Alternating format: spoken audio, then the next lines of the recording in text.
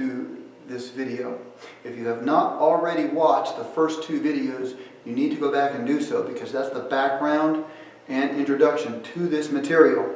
And if you haven't, you'll probably be very confused, because what you're about to see is going to be significantly different than what you're accustomed to. Let's begin.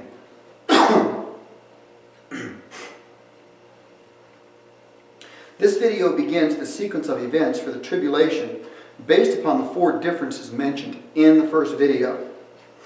And we're going to start with the pre-tribulation rapture. The church age had a beginning, and the church age will have an end. The church age must end in order for God to fulfill His promises to Israel of a 70th week and a millennial kingdom. The rapture is that end, and it must occur before the beginning of Israel's 70th week. Let's look at the rapture as a resurrection and removal. Now, there are several verses that describe the rapture as a resurrection and a removal. The first is John 11, verses 25 through 26. And Jesus said to her, "I am the resurrection and the life. He who believes in me shall live even if he dies. And everyone who lives and believes in me shall never die." Now, 1 Corinthians 15:52 and 1 Corinthians 4 verses 15 through 17 also contain the same description of the end of the church age. A resurrection of the dead immediately followed by a removal of the living.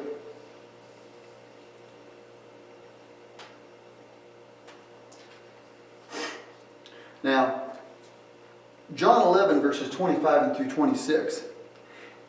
It's not Hebrew parallelism. The first sentence is the short lesson, resurrection and life, refer to two different states of being.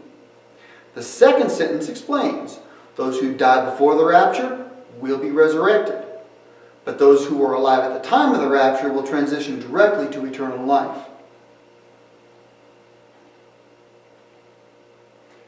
First Corinthians 15 verse 52. And the dead will be raised imperishable, and we will be changed. A resurrection and a translation. 1 Thessalonians 4 verses 15 through 17. The dead in Christ shall rise first, then we who are alive and remain shall be caught up. These verses describe the rapture as a resurrection of the dead and a removal of the living. Excuse me. But let's look at the rapture as a promise of protection. And let's look at the ideas of tribulation or wrath. The word tribulation is used, the word tribulation is used as a label for Israel's final 7 years. And we get this from Jesus' use of the Greek word thlipsis in Matthew chapter 24. However, the Greek word horge, wrath, is used several times to describe Israel's final 7 years. The most obvious is Revelation 6, verses 16 and 17. And they said to the mountains and to the rocks, "Fall on us and hide us from the presence of Him who sits on the throne, and from the wrath of the Lamb, for the great day of their wrath has come, and who is able to stand?" This is the major earthquake, Revelation. It's the Revelation chapter 6. It's the sixth seal, the first event of the sixth seal.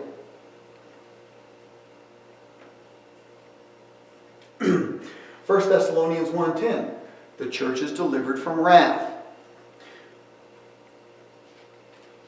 It reads, "And to wait for His Son from heaven, whom He raised from the dead, that is Jesus, who delivers us from the wrath to come."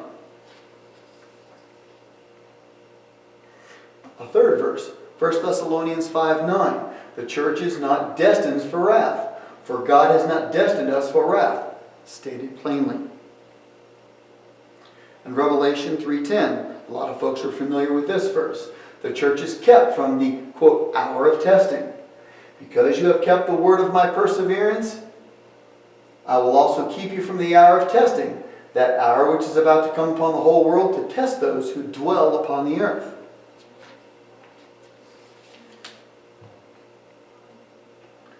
And let's look at the relationship between the rapture and the covenant that actually initiates the tribulation.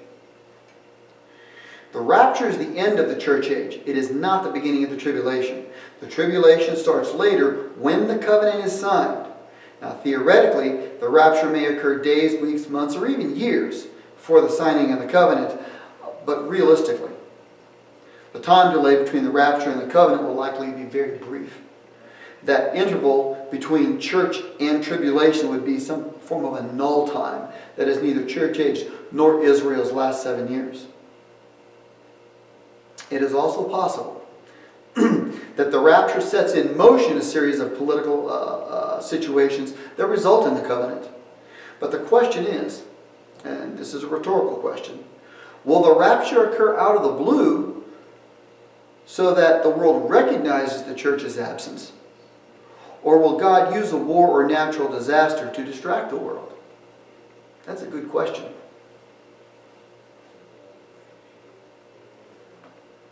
Let's look at the beginning of birth pangs. The first half of the tribulation. The Matthew passage related to the first half is Matthew chapter 24, verses 7 and 8. We saw this in the very first video. For nation will rise against nation and kingdom against kingdom. And in various places there will be famines and earthquakes. But all these things are merely the beginning of the birth pangs.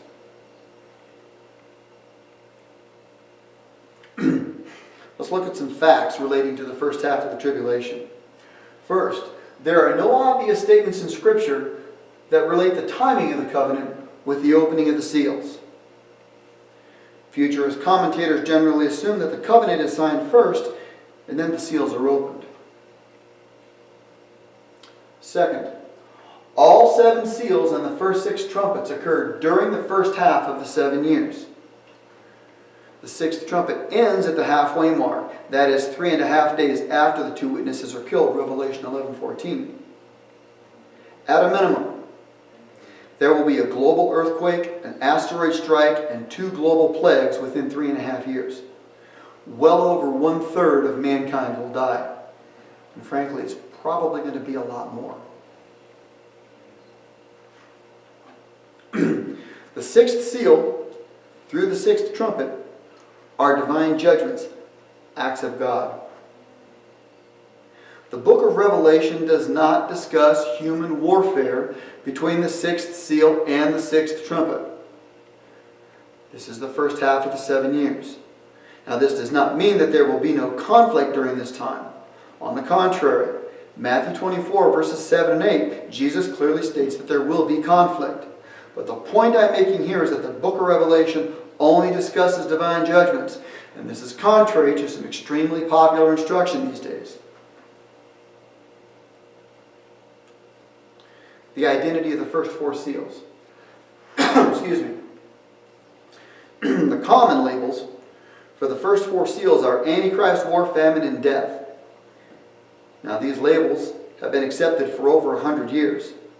However, these labels are rejected because they are inextricably linked to the previously rejected overlapping method of interpretation that I discussed in the first video.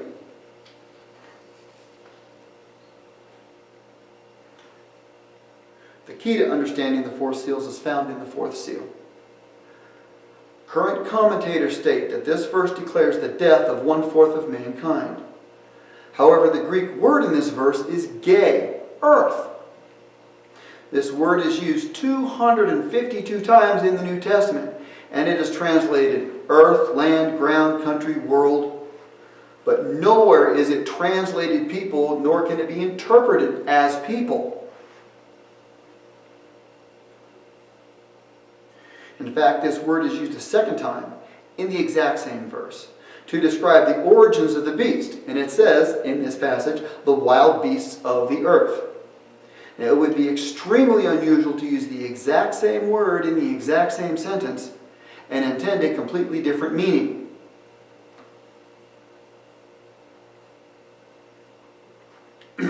By comparison, when John intended to mean people, he used variations of the word anthropos, the word for man. He does this 21 times between Revelation 8 and Revelation 18. John was neither shy nor vague when he intended to convey the meaning people.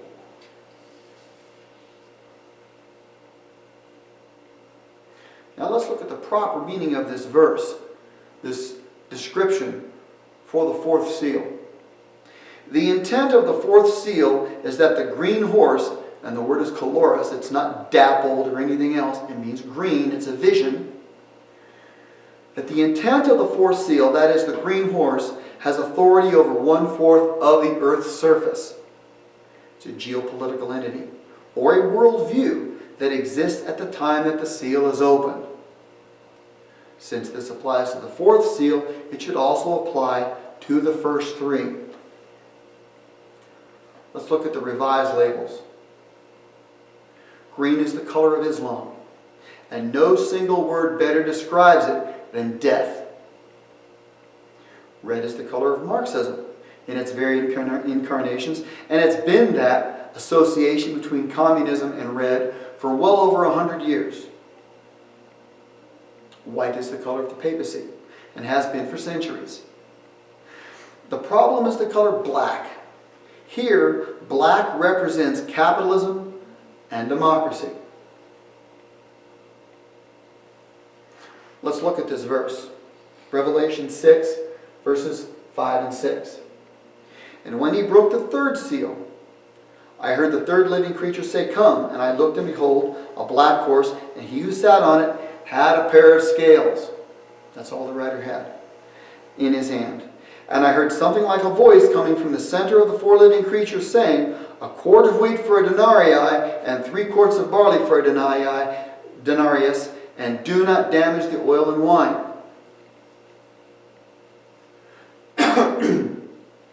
First, the black rider has a pair of scales, and scales have represented justice as far back as ancient Egypt.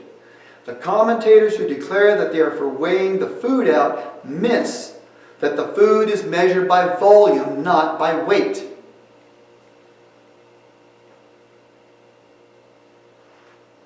The second part of this seal is a voice that calls out with the price for food. The reference for the price for food is a general reference for commerce and nothing more. The common interpretation that these are famine prices originates, according to some commentators, from the writings of Herodotus. That is a 5th century BC historian. He's actually called the father of historians. These commentators claim that Herodotus was recording the daily ration for Xerxes' army. Now, even on the surface, this interpretation is extremely dubious. First, this is a passage of over 500 years between Herodotus and Revelation. Second, why would John in Revelation be referring to the daily army rations for the Persian army? And third, and most poignant, what military commander would feed his army famine-level rations while marching to war?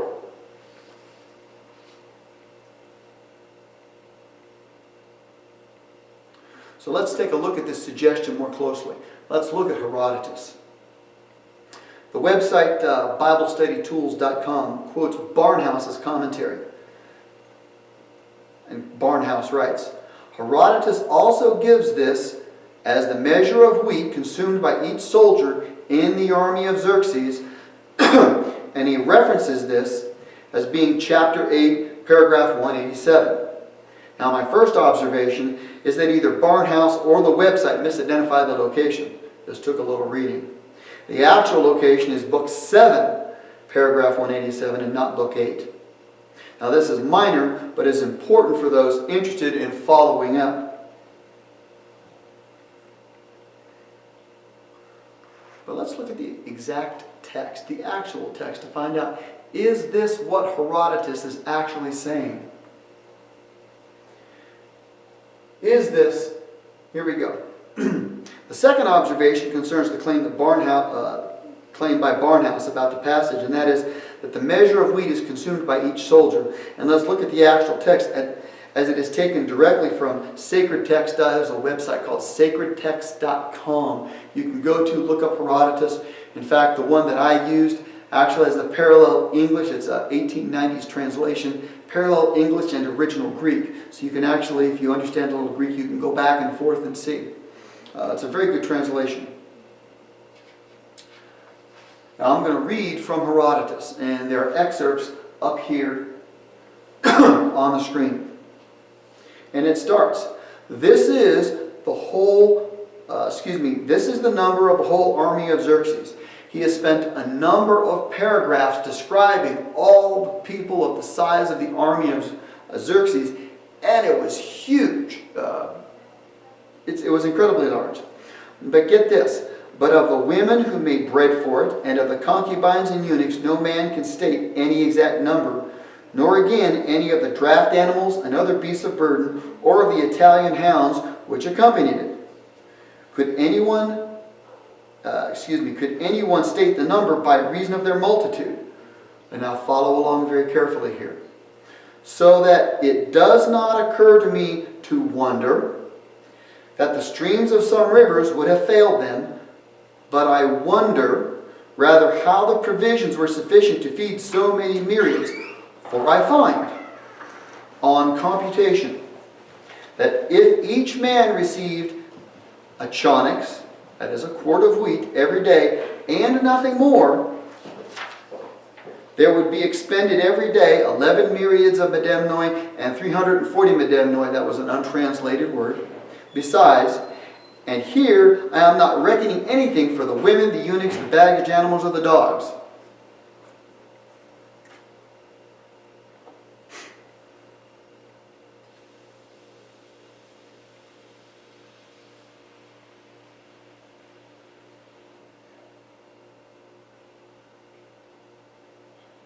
Now let's look at the actual intent. We can now reasonably ask the question, was Herodotus discussing the daily provisions for Xerxes' army? And the answer is a profound no. Herodotus was marveling at the size of the army, and then he wonders on two items. That these many would drink the rivers dry, and generally how much food would it take to feed such an army?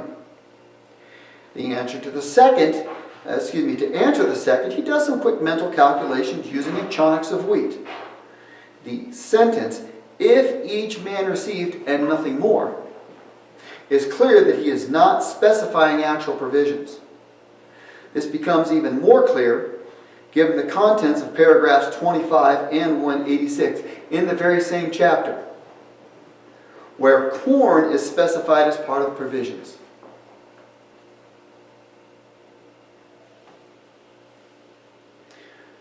Let's look at abundance, not famine. And this goes back to the question, would a conquering general feed his army at famine levels on the way to war? So, in paragraph 25, Xerxes, he writes down Xerxes' plan to set up various storehouses along his path to Greece so that no one would suffer from scarcity. So it was very clear, even in Herodotus, Xerxes was not feeding his people famine rations. He was feeding them in abundance. Now I'm going to read a passage from this. These things were being done by Xerxes. And meanwhile, he caused ropes also to be prepared for the bridges, made of papyrus and white flax, and he appointed this to the Phoenicians and Egyptians. And also, he was making preparations, get it? He was making preparations to store provisions for his army on the way, that either the army itself nor the baggage animals might suffer from scarcity, as they made their march to Greece. Accordingly, when he had learnt by inquiry of the various places, he bade them make stores where it was most convenient, carrying supplies to different parts by merchant ships and ferry boats from all the countries of Asia. Get this. So they conveyed the greater part of the corn to the place which is called Lute Acta in Thrace, while others conveyed stores to Rhodesia of Perinthians, others to Doriscos, others to Eon. You get the point. Xerxes set up storehouses packed with corn to feed the army so that they wouldn't suffer from scarcity. And in paragraph 186, corn is again identified as the food that's being kept on hand with the soldiers to feed them. And he writes, such being the number of this body of fighting men, the attendants who went with these, and the men who were in the small vessels which carried corn.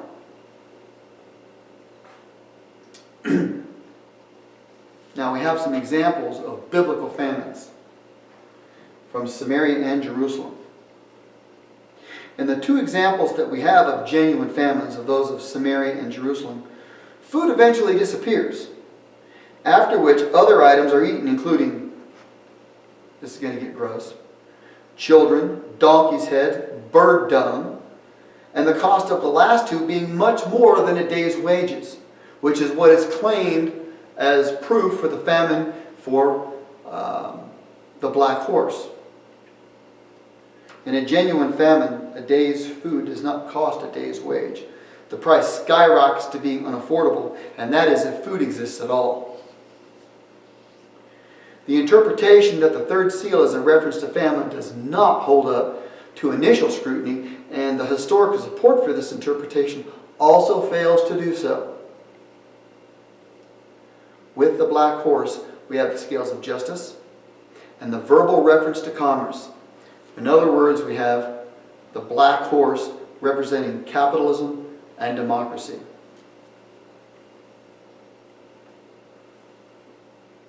The four seals represent the papacy, Marxism, capitalism, and Islam. The first four seals are the setting of the stage politically. Excuse me. These four will be fulfilling the passage. Nation will rise against nation and kingdom against kingdom. There will be conflict during the first half of the tribulation, and it will be between these four horses.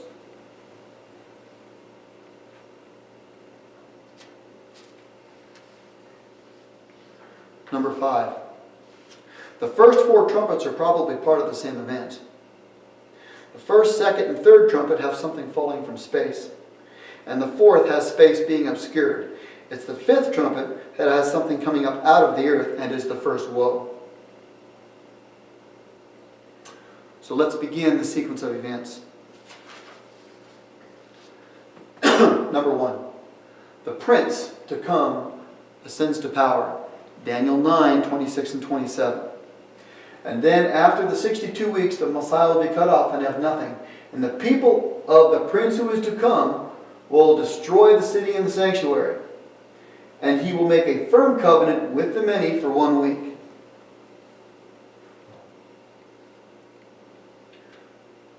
His biblical identification. This is the one who makes the covenant with Israel and then later terminates the sacrifice. Excuse me. He is the seventh king. He is the seventh king of Revelation 17:10. Now let's look at the timing of his authority. And the question is, does something happen that results in his ascension, or is he already in a position of power? Let's start with ascends to authority. If he ascends to authority, there would need to be either a global war with significant loss of life and the destruction of numerous governments, or a natural disaster of equal effect. Still, this person will have to be in a position that gives him the opportunity to ascend to a position of authority.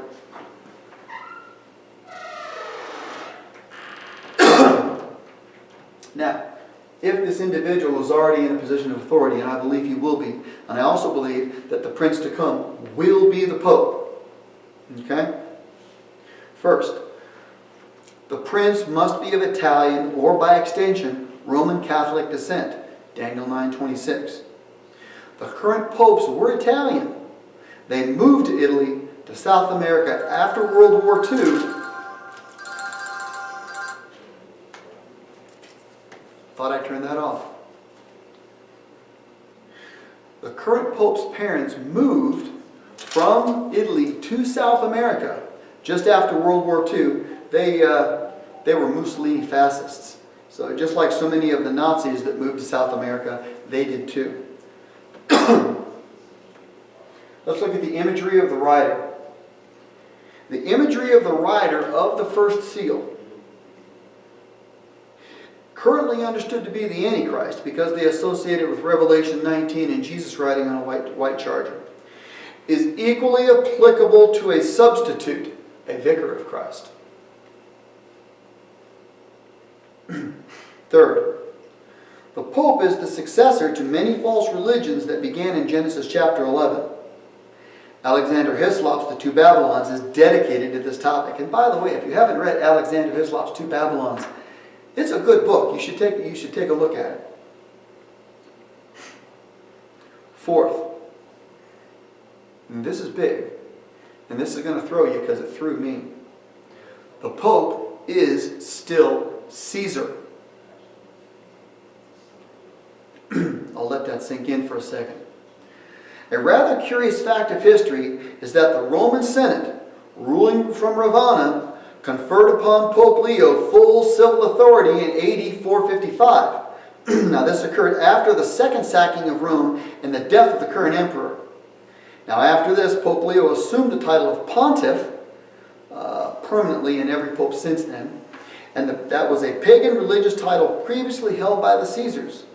Now all popes have held this title ever since. Now this answers a question. And that is, why did the Pope assume he had the authority to crown Charlemagne king of the Holy Roman Empire in AD 800? And why the royalty of Europe bowed to the authority of the Pope for the next 1,000 years? That always bothered me. I mean, yeah, he's a religious leader, but why are the civil leaders and their kings and queens bowing to this guy? That also lends or gives a whole new understanding as to Henry VIII when he broke away and started his own church. He was committing major treason against Rome. But let's look at the next one. The current Pope is the last Pope. According to the prophecy of popes, the current Pope is the last Pope. Now, this prophecy of the popes is a series of 112 short cryptic phrases in Latin which purport to predict the Roman Catholic popes along with a few anti-popes, beginning with Pope Celestine II. Now, the alleged prophecies were first published by a Benedict monk by the name of Arnold Wion in 1595, but he attributes the prophecies to St. Malachi. So if you've heard of Malachi's prophecies, this is what we're talking about. A 12th century archbishop in Armagh, Ireland. Now the prophecies conclude with the Pope identified as Peter the Roman, whose pontificate will allegedly precede the destruction of the city of Rome. And the Latin name for this final Pope is Petrus Romanus. Now, just in case you missed it, this prophecy includes a reference to the destruction of Rome. The closing verses of Revelation 17 reveal that the destruction of Rome, reveals the destruction of Rome, but without actually naming it. Now for another fun one. The Roman Empire never fell. We still have a Caesar. We still have an empire. Now, Dwight Pentecost quotes from another gentleman by the name of Peters on page 320 of his book, Things to Come. And Pentecost writes, "It would seem best to view this Roman Empire as a continuous development from its form at the time of the first coming of Christ until its final form, at the second coming of Christ." Now, we have an extended quote here from this Peters. This is what Peters wrote. "It may seem a hard saying, but it is one which the facts fully bear out, that hardly one student in 10 of medieval history fully grasps that one key to the whole subject, without which medieval history is simply an unintelligible chaos. And the key is none other than the continued existence of the Roman Empire. As long as people are taught that the empire came to an end in the year 476, that was merely the replacement of a Roman Caesar with a German Caesar. A true understanding of the next 1,000 years becomes totally impossible." Peters continues, "No man can understand either the politics or the literature of that period until he constantly bears in mind that in the ideas of the men of those days, that the Roman Empire, the empire of Augustus, Constantine, and Justinian, was not a thing of the past, but a thing of the present." When we put together the facts that the Pope is Caesar and that the Roman Empire never fell, and the description of the harlot in Revelation 17 in papal garments and with global authority, it is undeniable that the prince of Daniel 9:26 and 27 is the Pope. But let's step back a little bit. And with this in mind, let's look at the growth and development of the Roman Empire and the Catholic Church. First, the Roman Empire began with Caesar Augustus in 27 BC. I skipped all the Republic part and we got to the good part. Second, Christianity is legalized in the Roman Empire by the Edict of Milan in AD 313.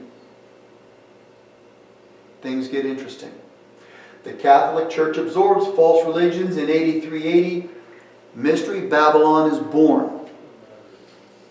Now in AD 380, Emperor Theodosius made belief in Christianity a matter of imperial command. And this is when paganism entered the church and began to grow. The Pope receives Roman Empire authority in AD 455. Mystery Empire is born. Now this is, again, I mentioned a few moments ago, this is when the Senate conferred upon Pope Leo full civil authority. They made him Caesar. That also answers the question, why did the invading hordes negotiate with him? Why did they understand that Pope Leo had the authority to negotiate anything with these hordes? Because he had the authority to do so. It was given to him.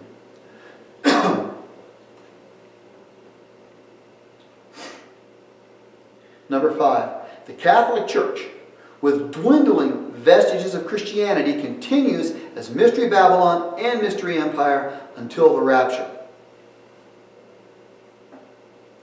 At the Rapture, all remaining vestiges of Christianity are removed from the Catholic Church. Only Mystery Babylon and Mystery Empire remain. What remains is a global hierarchy of false religion, Mystery Babylon, and a mystery empire that is a global harlot with a kingdom over the kings of the earth. And we see this described in Revelation 17. Finally, number 7. Just before the midpoint of the 7 years, the beast and his lieutenants destroy Rome. Mystery Babylon and Mystery Empire end.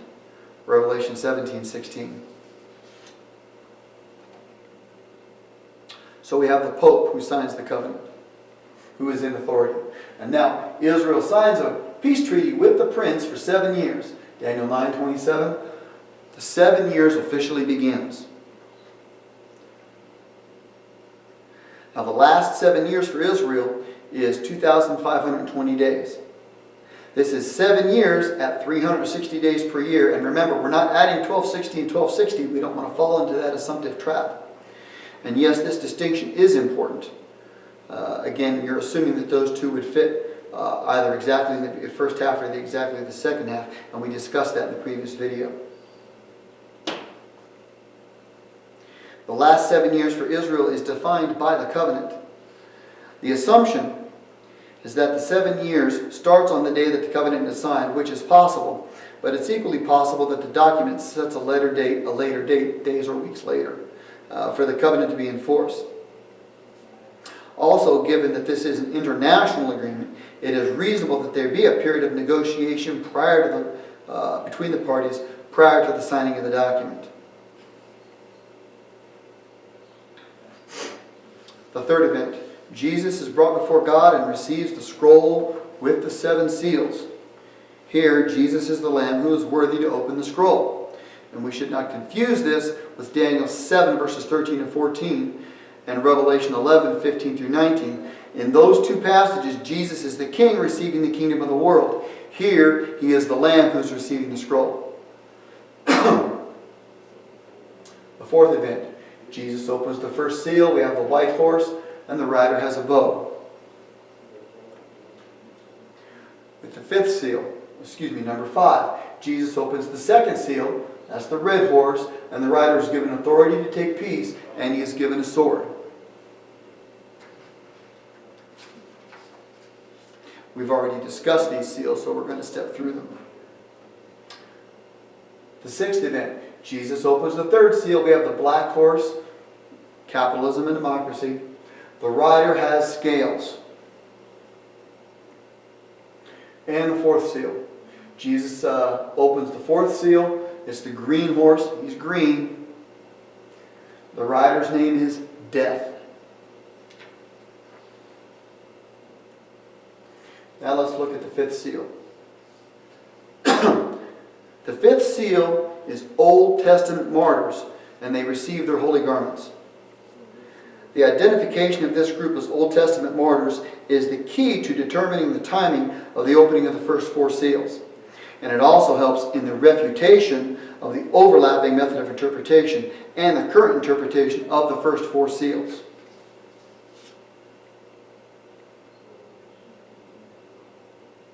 Now let's compare. And we're going to be doing some comparison here, but not only with the fifth seal, but also through the sixth seal and into the seventh seal, because most of you have been taught for so long that all of these events are pushed far into the first half or into the second half of the 7 years. We need to bear in mind, with a truly sequential interpretation, all of these events occur at the very beginning of the 7 years. So I'm going to be reminding you each time we go through this in order to avoid confusion. Walford's overlapping method, and I use his as an example because it's the most extreme, places all of the judgments in the second half of the 7 years. This means that the fifth seal would be late in the 7 years, and he identifies these as tribulation martyrs. He didn't have any other choice. He starts with this big picture idea of everything happening at the end, and then when he goes through the book of Revelation, the best he can do is say, well, he knows it occurs way back there, therefore it has to be tribulation martyrs. His big picture interferes with his textual interpretation, which is common throughout the overlapping method. The sequential method of interpretation yields a vastly different answer. These are Old Testament martyrs who've been waiting for over 2,000 years for their blood to be avenged and for their personal judgment and reward. Daniel 12, verses 1 and 2. They only have to rest a little longer. Israel's 70th week has just begun. After 2,000 years, 7 years is a brief period of time. But let's look at the proof of identification. What we're going to do is, I'm going to provide 6 points that are a process of elimination that proves that the martyrs of this fifth seal must be and cannot be anybody but Old Testament saints. First, they're not church martyrs. They cannot be church martyrs because the church age is over. The church as a body has been dealt with via the resurrection and the rapture. Also, church martyrs, they don't go under any altar. Okay? They go to be with Jesus. We have that declared by Paul. When Stephen was martyred, he saw Jesus standing to welcome him in Acts 7, verses 54 through 60. And Paul said that being absent from the body is to be at home with the Lord. 2 Corinthians 5:8. And just as an aside, the altar is an Old Testament construct that foreshadows the cross. The cross is New Testament. And I had to add this particular section in here. There are no martyrs between the rapture of the church and the sealing of the 144,000 first fruits. Once the church is raptured, there are no believers on the earth. There is no human witness. As Paul observed in Romans 10:14, how shall they hear without a preacher? People do not just get mysteriously saved. This is why the 144,000 must be divinely selected and sealed. There is no one saved, there are no saved humans to evangelize them. Additionally, the 144,000 are called first fruits, indicating that they are the beginning of the harvest. No one gets saved that is harvested before they do. If there are no believers, then there is no one to die for their faith. So this group under the altar cannot be from between the rapture and the 144,000. Now, on this topic, Dr. Charles Ryrie makes an interesting comment in which he reverses causality. He writes, by the time of the fifth seal, a number of true believers will have been martyred. But then he answers the question, in other words, how can this be? by introducing the 144,000 sealed Israelites. The problem is that the 144,000 sealed Israelites are shown after the people who were martyrs are already under the altar. Now, the timing of the 144,000 is a major problem with current instruction, and I'm going to deal with this down below when we get to that topic. The fifth seal martyrs. They are not martyrs from the first half of the 7 years, because those martyrs are mentioned in Revelation 12, verses 10 through 12. Just before the middle of the 7 years, there is war in heaven, and the devil loses. He is expelled permanently from heaven. Revelation 12, verses 11 and 12 is a praise and worship response to that event, as praise refers to the martyrs of the first half of the 7 years. Now, the 2 points of interest are the transition, that is, the devil is expelled from heaven, and the martyrs that overcame by the blood of the Lamb. Let me read this, and this is an excerpt. And they overcame him because of the blood of the Lamb and because of the word of their testimony, and they did not love their life even to death.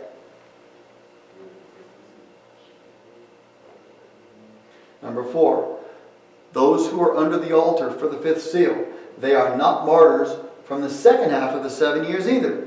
Revelation 15, verses 2 through 4. Now, soon after, the beast places the abomination of desolation at the temple, and that's 44 days. Here we go, let's get this. That's 44 days before the end of the 7 years. The seventh trumpet is blasted, and Jesus is given the kingdom of the world. After this, and just before the first vial judgment, a group of martyrs is seen in heaven. Revelation 15, verses 2 through 4, describes their victory and mentions the songs that they sing. Again, the 2 points of interest. There is the transition. The devil and his trinity are stripped of their authority, and the martyrs sing the song of the Lamb. Now I'm going to read an excerpt from chapter 15. And those who had been victorious over the beast and his image and the number of his name. It's proof that these martyrs were during the rule of the Antichrist, the beast, during the majority of the second half of the tribulation. The martyrs of the fifth seal. They are not martyrs from the last few weeks, and that's Revelation 14, verses 9 through 13. Now, within the sequence of events described in Revelation 14, this warning and blessing is given after Babylon the Great is destroyed by the earthquake of the seventh vial. Very late in the tribulation. This is during the last 44 days after the devil and his trinity are stripped of their authority. Martyrdom will continue during these last few weeks, and those killed will rest from their labors. In other words, by process of elimination, the martyrs of the fifth seal are Old Testament martyrs who were addressed at the beginning of Israel's final 7 years. Excuse me. They are Old Testament Israelite martyrs, and this is why they must wait for the end of the tribulation, the end of the age of Israel, Daniel 9:24, in order to attend their judgment and reward, Daniel 12:1 and 2. Now, compared to the 2,000 years that they have already rested under the altar, another 7 years is truly just a little while. Now, there are several differences between this group of martyrs and those mentioned in Revelation 12 and Revelation 15. Now, the first difference, this is the only group given robes. This suggests that they are lacking something that everyone else has. Number 2, this is the only group that is encouraged to wait. And number 3, their victory mentions the Word of God and their testimony, but does not mention Jesus in any way. The others do. Number 4, this is the only group that is told that their number was incomplete, that there would be further martyrdom.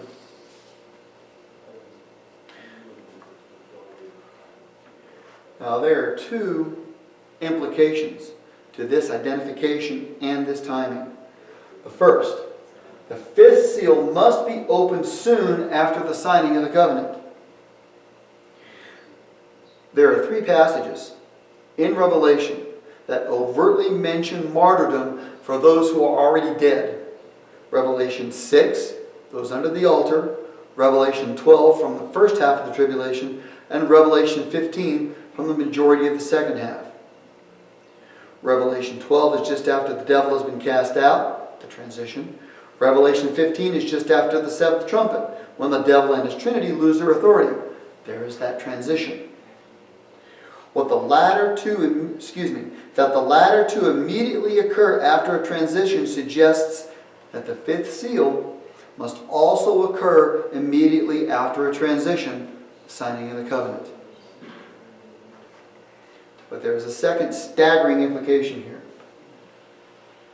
If the fifth seal is opened immediately after the beginning of the tribulation, then the first four seals must also be opened before that. They cannot be stretched out for days, months, years. They have to happen right at the very beginning. In fact, the opening of the first four seals may take no more time than it takes to read them. Now, this is going to sound shocking. But to be honest, it's no less shocking than to suggest that it takes the entire 7 years to open 7 seals. Jesus opens the 6th seal. Global earthquake. Now, the 6th seal actually consists of 3 parts. You've got the earthquake, the sealing of the 144,000, and the worshiping multitudes in heaven in 7:14. So we're going to conclude this particular video with just this first portion here, the global earthquake. Technically, the earthquake and the sealing of 144,000 and the worship of the saints are all parts of the 6th seal. But for presentation purposes, I've divided them into 3 steps. Now, mankind understands and accepts this earthquake as the wrath of the Lamb twice in this passage right here. We've already read this before. And from the wrath of the Lamb, for the great day of their wrath has come, and who is able to stand?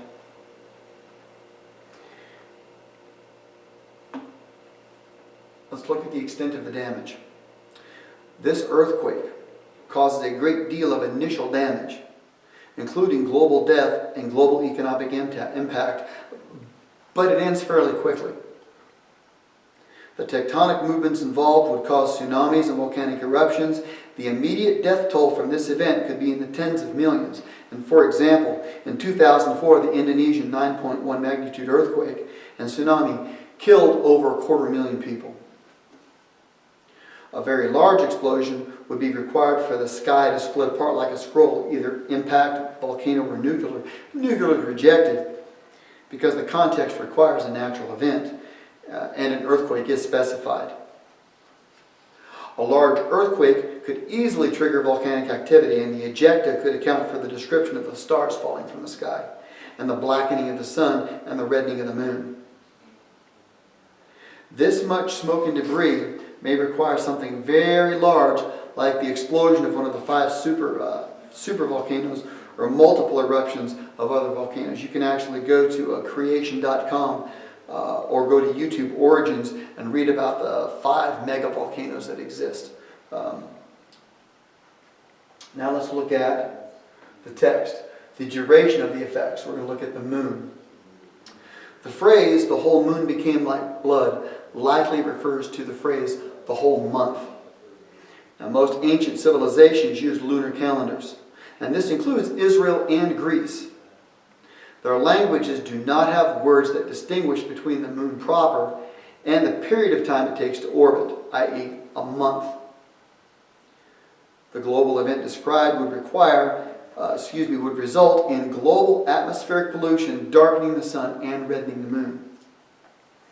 Also, the various after effects from this earthquake will likely last for months or even years. The 1991 Mount Pinatubo eruption lowered global temperatures 2 degrees Celsius, and it took several years to recover. This is a global wake-up call. I want to thank you for tuning in.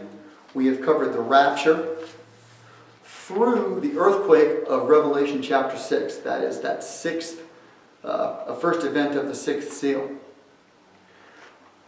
The hardest things to recognize is that the 5th seal is Old Testament martyrs, and and how this demands that the first 4 seals are opened even before that. So you've got at least the first 5 seals opened within the first 24 hours of the tribulation. Thank you for tuning in, and have a blessed day.